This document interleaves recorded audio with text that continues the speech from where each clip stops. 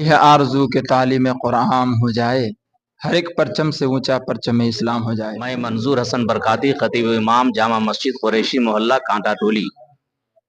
मुझे यहाँ आने के बाद बड़ी खुशी महसूस हो रही है।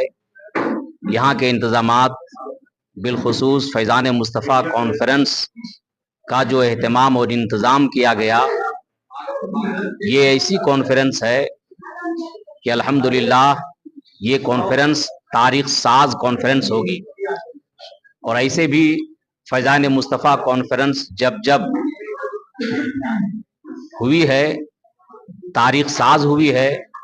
और इमसाल तो खुदा का शुक्र है कि बहुत सारे इंतज़ामात किए गए इस जलसे के लिए। और इस जलसे में हिंदुस्तान के मशाइखीन किराम और हिंदुस्तान के बड़े बड़े खुतबा इस्लाम व शोरा इस्लाम इमसाल तशरीफ ला रहे हैं। लेकिन इन तमाम चीज़ों को मद्देनज़र रखते हुए मैं एक बात कहना चाहूँगा, वो ये है कि खुदा का शुक्र है कि मदरसा फैज़ान मुस्तफ़ा थड़पकना से बच्चे तकमीले हिफ्ज़ करके आज नहीं बरसों से फारिग हो रहे हैं। और वो तमाम के तमाम बच्चे हिंदुस्तान के कोने कोने में जाकर दीन इस्लाम की इशाअत कर रहे हैं। और साथ ही साथ कोई ना कोई बच्चा किसी मदरसे का सदरुल मुदर्रिसीन बना हुआ है, या तो किसी जामे मस्जिद का इमाम है।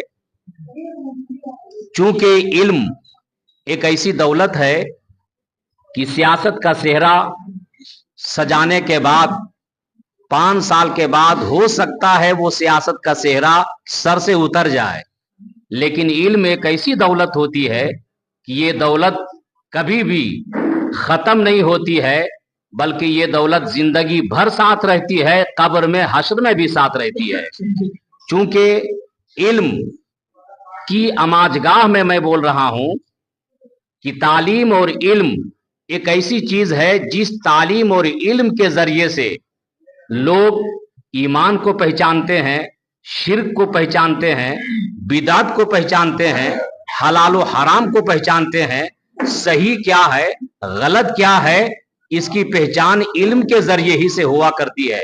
लिहाजा ये मदरसा फैज़ान मुस्तफ़ा थड़पकना जो दिन ब दिन उरूज पे जा रहा है, तरक्की की मंजिल से हमकिनार हो रहा है, मैं भी दिल की अता गहराई से दुआ देता हूं कि अल्लाह रब्बुल इज्जत इस मदरसे को दिन ब दिन तरक्की, मजीद तरक्की अता फरमाए।